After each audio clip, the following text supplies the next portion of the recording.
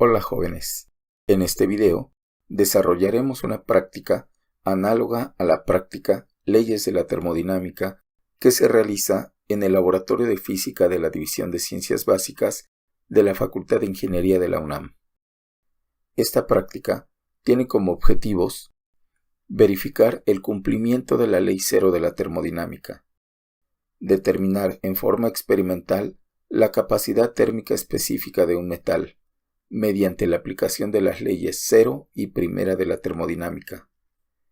Constatar la validez de la segunda ley de la termodinámica a través de la observación de la dirección de los flujos de energía en forma de calor. Y obtener el porcentaje de exactitud del valor experimental de la capacidad térmica específica de un metal con respecto a un valor patrón. Como antecedentes, podemos recordar que la temperatura es una propiedad que determina cuándo se encuentra o no un cuerpo en equilibrio térmico con otro cuerpo, es decir, la propiedad en común que tienen los dos cuerpos en equilibrio térmico se llama temperatura. Si dos cuerpos tienen la misma temperatura, se encuentran en equilibrio térmico. Por el contrario, si dos cuerpos tienen temperaturas diferentes, no están en equilibrio térmico. Este resultado no depende de ningún principio o ley de la física. Por ello, en 1932 se le designó como la Ley Cero de la termodinámica, que se puede expresar de la forma siguiente. Si dos cuerpos A y B están en equilibrio térmico con un tercer cuerpo C, entonces A y B están en equilibrio térmico entre sí. Además de la Ley Cero de la termodinámica, existen otras leyes que rigen el comportamiento de los sistemas termodinámicos. Así, tenemos a la llamada Primera Ley de la Termodinámica, donde se establece que la energía no se crea ni se destruye, solo se transforma. También tenemos a la Segunda Ley de la Termodinámica, que nos indica que la cantidad de entropía del universo tiende a incrementarse en el tiempo. Particularmente, esta ley sirve como regulador de la dirección en la que se llevan a cabo los procesos termodinámicos. Y finalmente, se tiene a la Tercera Ley de la Termodinámica, donde se establece que es imposible, por cualquier procedimiento, alcanzar la isoterma T igual a 0 en un número finito de pasos. En esta práctica, como se mencionó en los objetivos, se verificará el cumplimiento de la Ley Cero, de la Primera Ley y de la Segunda Ley de la termodinámica. Por otra parte, sabemos que la capacidad térmica se denota con una letra C mayúscula y es la cantidad de energía calorífica que se requiere para elevar en una unidad la temperatura de una sustancia. Su expresión correspondiente es la siguiente. Y sus unidades en el sistema internacional son joules sobre Kelvin. Por otra parte, la capacidad térmica específica se denota con una letra C minúscula y es la cantidad de energía calorífica que se requiere para elevar en una unidad la temperatura de una unidad de masa de una sustancia. Y su expresión correspondiente es la siguiente. Sus unidades en el sistema internacional son joules sobre kilogramo que multiplica a Kelvin. Ambas cantidades intervienen cuando estudiamos la primera ley de la termodinámica aplicada a un sistema termodinámico. En este punto es necesario definir el concepto de sistema. Un sistema puede ser cualquier objeto, cualquier cantidad de materia o en general cualquier región del espacio seleccionada para estudiarla, aislándola física o mentalmente de todo lo demás.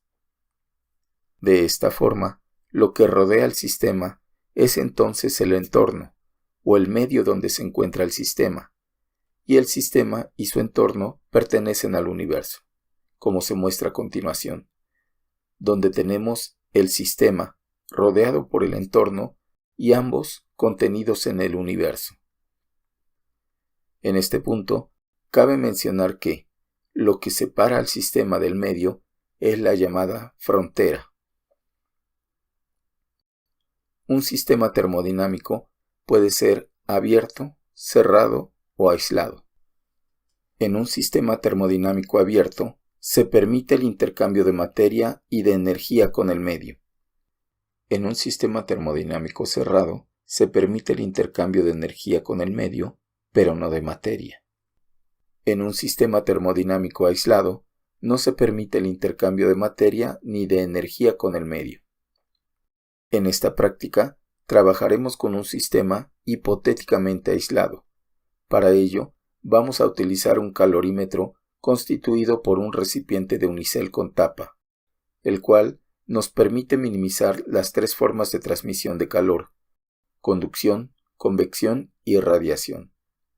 De esta forma, podemos determinar o medir el calor intercambiado entre dos cuerpos colocados en el interior del calorímetro. Como ya se mencionó, en un sistema aislado no puede haber entrada ni salida de energía en forma de calor a través de su frontera.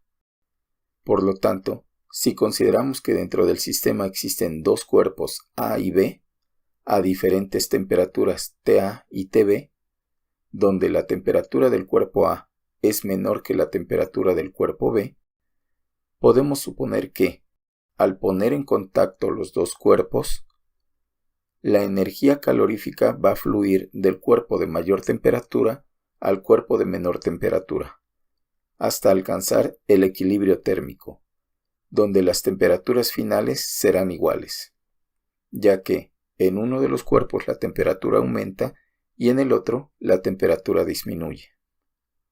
Una vez que se alcanza el equilibrio térmico, la cantidad total de calor absorbido por el cuerpo A, que es el que aumenta su temperatura y que podemos denotar como QA, es igual a la cantidad total de calor liberado por el cuerpo B, que es el que disminuye su temperatura, y que podemos representar como QB. No obstante, debemos recordar que, si un cuerpo pierde o cede calor, dicha cantidad de calor es un valor negativo, por lo que se debe poner un signo negativo a QB, quedando la expresión siguiente. En otras palabras, en el interior del sistema, el calor que cede un cuerpo es igual al calor que absorbe el otro cuerpo, cumpliendo con ello la primera ley de la termodinámica para un sistema aislado. Esta expresión también se puede escribir de la forma siguiente. Por otra parte, de la definición de capacidad térmica específica tenemos la expresión siguiente, de la cual podemos despejar el calor involucrado, quedando lo siguiente. Ahora bien, si aplicamos esta última expresión para el calor correspondiente a cada uno de los cuerpos, tendremos lo siguiente. Considerando las temperaturas iniciales y finales de cada cuerpo, se tiene la expresión siguiente. Finalmente, dado que al alcanzar el equilibrio la temperatura final de ambos cuerpos es la misma, se tiene la expresión siguiente. Por lo anterior, si se conocen las masas de los cuerpos involucrados, sus temperaturas iniciales y finales, y el valor de la capacidad térmica específica de una de las sustancias, se puede determinar la capacidad térmica específica de la otra. Es esto precisamente lo que vamos a emplear en los cálculos de esta práctica, y para ello describiremos a continuación cómo se lleva a cabo el desarrollo experimental. Desarrollo experimental. Para llevar a cabo esta práctica, necesitaremos el material siguiente: un calorímetro de unicel con tapa, un vaso de precipitados de 600 mililitros, un vaso de precipitados de 50 mililitros, una balanza con balanzón, una parrilla eléctrica con agitación, unas monedas de metal, un termómetro de inmersión y una jeringa de 10 mililitros. En la actividad 1 nos piden registrar las características estáticas del termómetro de inmersión y llenar la tabla siguiente. El termómetro que utilizaremos es el que se muestra a continuación, donde se puede apreciar que es de la marca CE, tiene un rango de menos 10 grados de Celsius hasta 220 grados de Celsius, una resolución de 0.1 grado de Celsius y su legibilidad es excelente. En la actividad 2, nos piden medir la masa del metal disponible, es decir, la masa de las monedas, y determinar su temperatura inicial. La masa de las monedas se determina con ayuda de la balanza, y en este caso se obtiene una masa de 257.1 gramos, es decir, 0.2571 kilogramos. Por otra parte, para determinar la temperatura de las monedas, estas se sumergen en agua con ayuda de un vaso de precipitados y un minuto después se mide la temperatura. En este caso, la temperatura fue de 22.3 grados de Celsius. Una vez determinada la temperatura inicial de las monedas, se elimina el agua y se secan perfectamente las monedas con ayuda de papel absorbente. En las actividades 3 y 4 se describe cómo se realiza la experiencia para determinar la temperatura final de una mezcla agua-metal. En este caso, los 80 gramos de agua líquida que se van a emplear se pesan previamente con ayuda de la balanza y se colocan sobre la parrilla.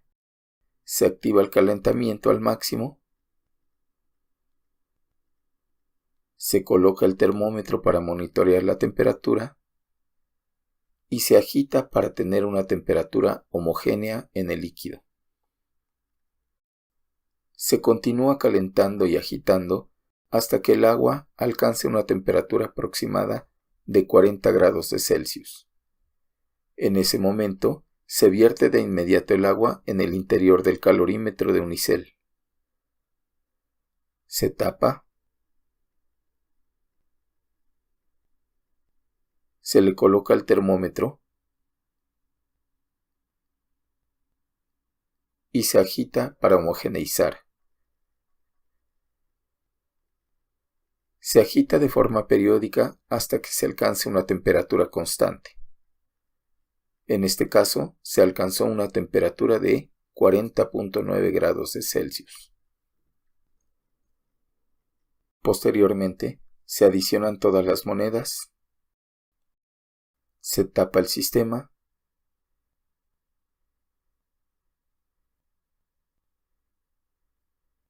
y se agita hasta alcanzar una temperatura constante.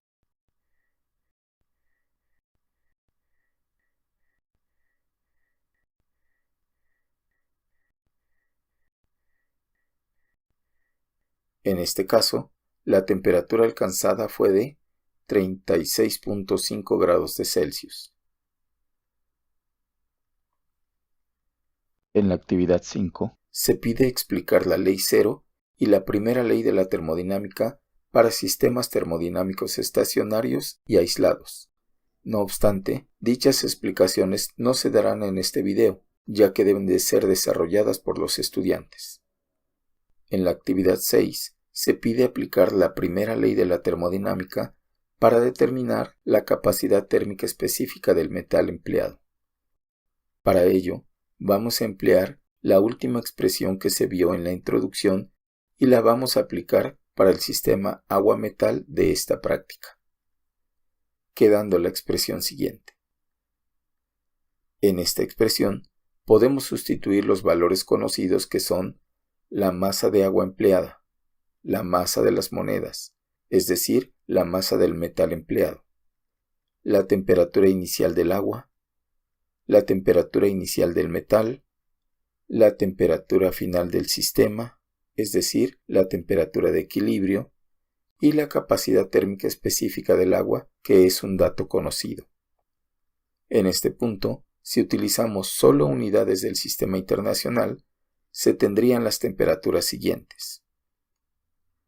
De esta forma, sustituyendo los datos, queda la expresión siguiente, en la cual el único dato que no se conoce es la capacidad térmica específica del metal. Por lo tanto, al despejar y realizar las operaciones, se obtiene el valor de 403.6 joules sobre kilogramo que multiplica Kelvin. En la actividad 7, se pide que, con las mediciones obtenidas durante el experimento, se llene la tabla siguiente. En este caso, empleando los datos anteriores, se tendría lo siguiente.